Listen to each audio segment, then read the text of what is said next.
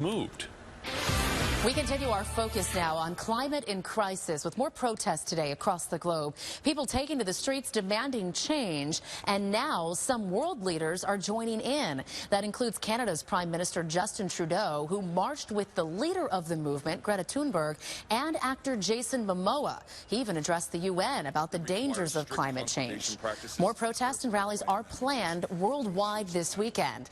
And here locally, when you think about climate change, you may think of more extreme heat or drought, but what about the food in your pantry? That's one place we're all going to see the impacts of climate change, not only in higher prices, but in availability. We could lose some of our favorite foods altogether. A trip to the grocery store could look very different in the next decade. It's getting harder to grow and cultivate some foods we rely on. This is my neighborhood grocery store. Even just walking through the produce section here, you can see some of the items that are on the threatened list. Apples here, all varieties. On this side, we have peaches, strawberries, cherries, even my beloved avocados. Several different studies on the impacts of climate change say the increase in temperature is hurting these crops. Places that need cooler weather are heating up, and produce can't survive on these farms like they used to.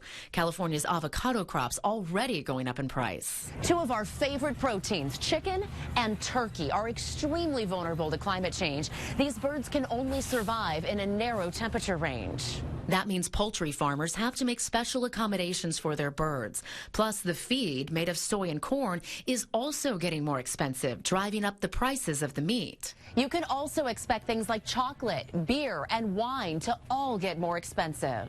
Each is being impacted in similar ways, and it all comes down to water. The crops need plenty of it to grow, and the process to get to the final product requires a lot of water, too.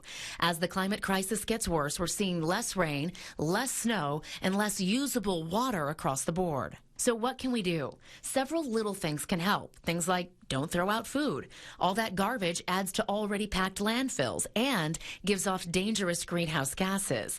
You can also reduce plastic waste by switching to reusable bottles and bags. We have more tips on our website, abc15.com.